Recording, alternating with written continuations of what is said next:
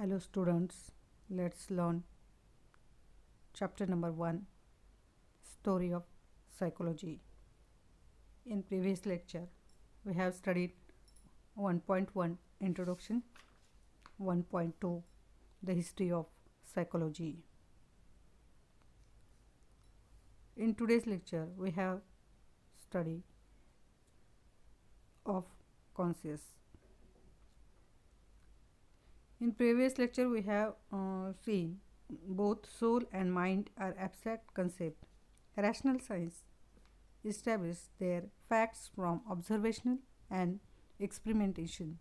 If psychology is a science, it must be based on some sort of observation and experimentation. However, neither soul nor mind can be observed. We cannot see or touch them. We can't describe its nature nor can we say where it exists. Therefore, the definition of psychology was modified. आपण मागच्या लेक्चरला पाहिलं होतं की आत्मा आणि मन या दोन संकल्पना ज्या आहेत तर त्या अमूर्त आहेत की ज्यांना आपण स्पर्श करू शकत नाही, ज्यांना आपण पाहू शकत नाही आणि ज्यांचं अस्तित्व नेमकं कुठं आहे हे आपण सांगू शकत नाही, हे आपण दाखवू शकत नाही. आणि म्हणून मानसशास्त्राची जी व्याख्या आहे तिच्यामध्ये बदल करण्यात आला. तर तो कुठला बदल आहे तर हे आपण पुढे पाहणार आहोत. पण ॲक्टिव्हिटी नंबर 2 इथं दिलेली आहे तुम्हाला. Do you agree with the definition of the psychology as the science which deals with the soul? If yes why, if no why. जर मानसशास्त्राची आत्म्याचे किंवा मनाचे शास्त्र ही व्याख्या तुम्हाला पटत असेल तर ती का पटते आणि जर पटत नसेल तर का पटत नाही याचं उत्तर तुम्ही स्वतः लिहायचं असतं. See the activity number 3. Collect information about Bahinabai Chaudhari मन डिस्क्रिप्शन ऑफ माइंड. बहिणाबाई चौधरींची मन वढाय वढाय या कवितेबद्दल माहिती मिळवा. याची एक यूट्यूब लिंक तुम्हाला इथं दिलेली आहे आणि त्या यूट्यूब लिंकवरून तुम्ही मन वढाय वढाय ही बहिणाबाई चौधरींची कविता जी आहे खूप सुंदर कविता आहे. खूप मार्मिक अर्थ त्याच्यामध्ये दडलेला आहे आणि मनाचं खूप सुंदर वर्णन बहिणाबाईंनी या कवितेमध्ये केलेलं आहे. पहा बहिणाबाई काय म्हणतात. मन वढाय वढाय उभ्या पिकातलं ढोर किती हाकला हाकला फिरी येतं पिकावर. मन मोकाट मोकाट त्याले ठाई ठाई वाटा जशा वाऱ्याने चालल्या पाण्या वल्हऱ्याले राटा. मन लहरी लहरी त्याले हाती धरे कोण उंडारलं उंडारलं जसं वारा वावदानं. मन जहरी जहरी ज्याचं न्यारते तंतर अरे इचू साप बरा त्याले उतरे मंतर. मन पाखरू पाखरू त्याची काय सांगू मात आता होतं भईवर गेलं गेलं अभयात. अशा पद्धतीने बहिणाबाई चौधरींनी मनाचं खूप सुंदर वर्णन या ठिकाणी केलेलं आहे. पहा व्हिडिओ आपला चालू आहे, मी तुम्हाला शिकवते आहे आणि हे शिकवत असतानाही तुमचं जे मन आहे तर ते मन इतरत्र कुठंतरी भटकत असतं आणि हे जे भटकणारं मन आहे भटकत असतं तर म्हणण्यापेक्षा असंख्य विचार आपल्या मनामध्ये चालू असतात. See the study of conscious. In late 19th century, German physician and philosopher Wilhelm Wundt established first psychological laboratory at Leipzig University in 1879 to study human behavior.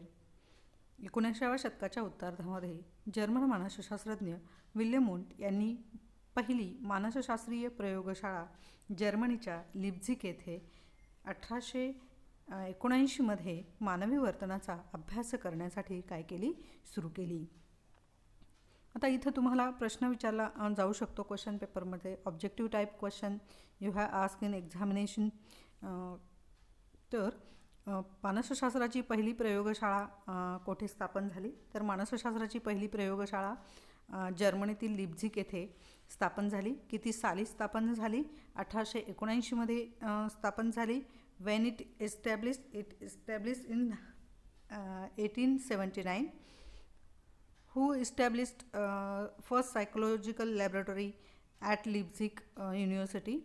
Wilhelm Wundt established first psychological laboratory at Leipzig University. There are multiple choice based question in your examination. So Leipzig हे जर लक्षात तुम्हाला ठेवायचं असेल तर lipstick लक्षात राहत जर नसेल तर मुली लिपस्टिक लावतात आणि लिपस्टिक आणि लिपस्टिक असं जर तुम्ही असोसिएशन केलं 2 शब्दांमध्ये तर तुम्हाला ते लक्षात ठेवता येऊ शकतं. मानसशास्त्रात पहिली प्रयोगशाळा 1879 साली विल्यम वुंट यांनी जर्मनीतील लिप्झिग येथे स्थापन केली. लिप्झिग आणि लिपस्टिक असं असोसिएशन तुम्ही करू शकता आणि तशा पद्धतीने ते लक्षात ठेवू शकता. The term he introduce the term conscious experiences.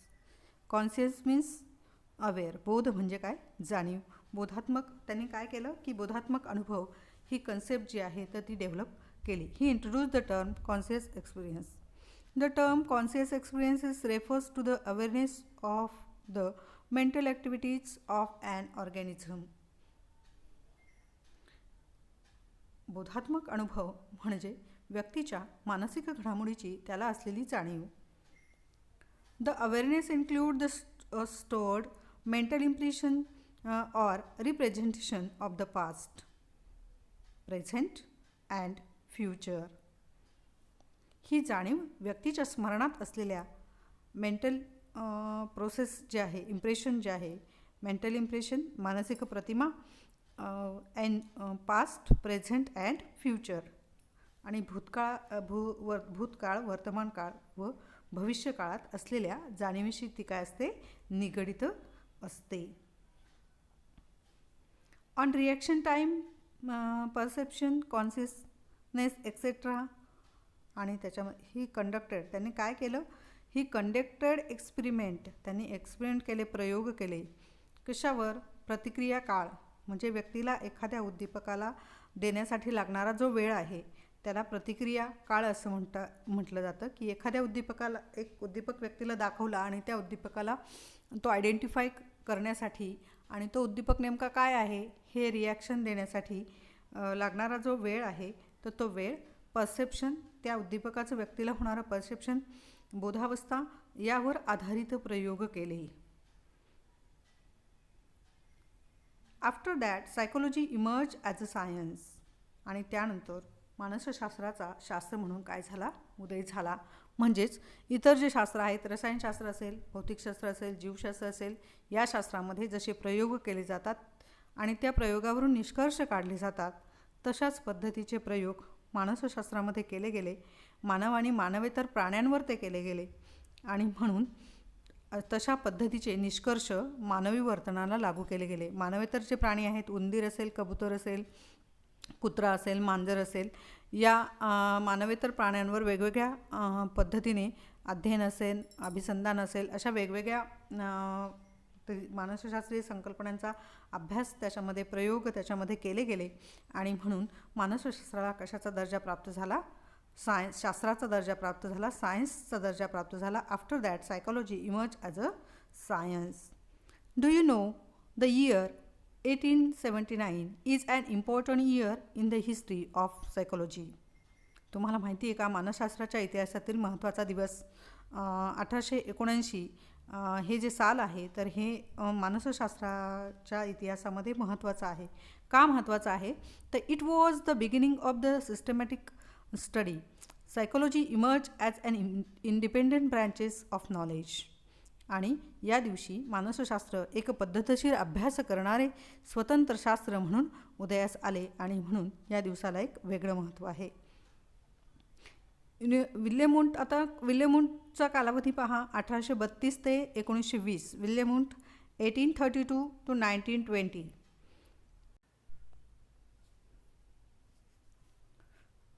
William Wundt 1832 to 1920. University of Leipzig, Germany, established first psychological laboratory in 1879. Defined psychology as the study of consciousness. He used scientific method to study fundamental psychological process such as a reaction time in response to visual or auditory stimuli. He introduced introspection method. त्यांनी आत्मनिरीक्षण पद्धती जी आहे तर ती विकसित केली. 1.2.2 study of consciousness. Next concept अबोध वर्तनाचा अभ्यास.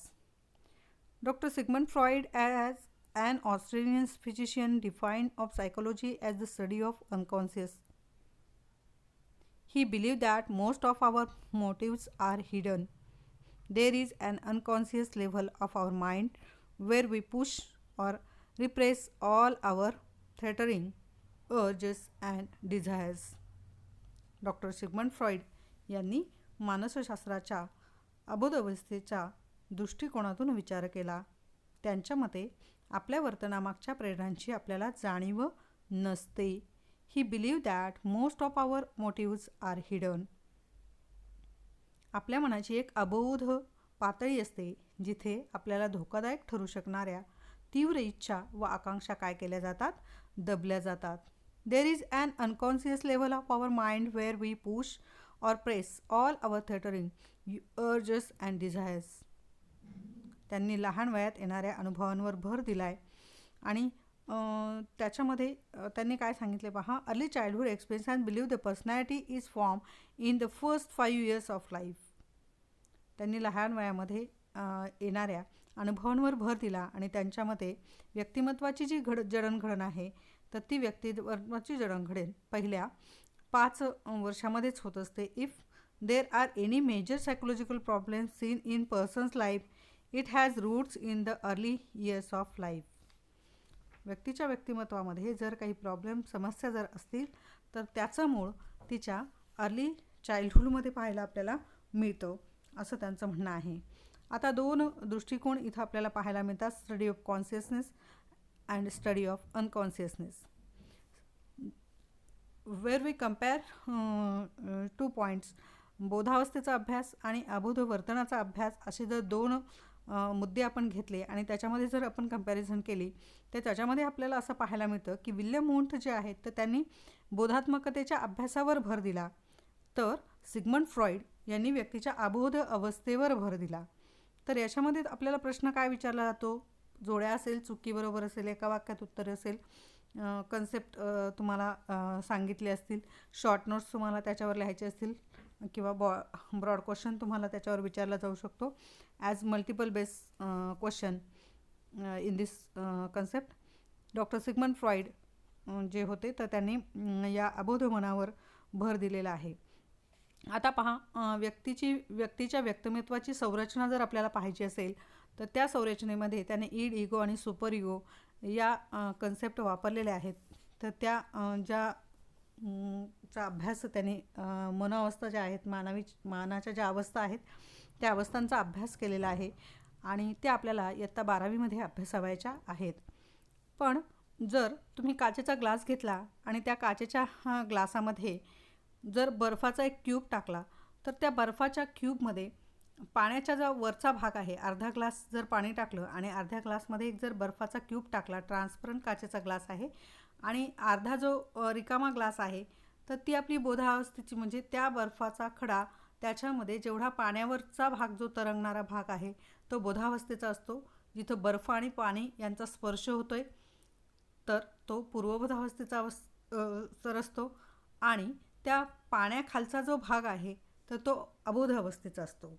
आणि त्याच पद्धतीने सिगमंड फ्रॉइडने सांगितलं की there is an unconscious level of our mind where we push or repress all the threatening urges and desires. आपल्या मनाची एक अबोध पातळी असते की जिथे आपल्याला धोकादायक ठरू शकणाऱ्या तीव्र इच्छा व आकांक्षा आपल्या काय केलेल्या असतात, रिप्रेस केलेल्या असतात, आपण त्या दाबून ठेवलेल्या असतात.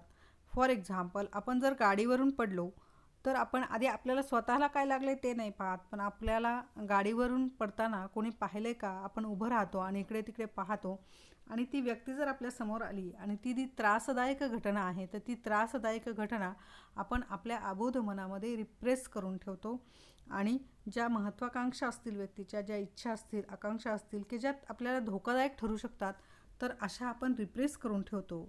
Wear in unconscious mind. Our next part in next video. So please like, share and subscribe my YouTube channel. If any doubt you have commented on comment box. So the next part in next video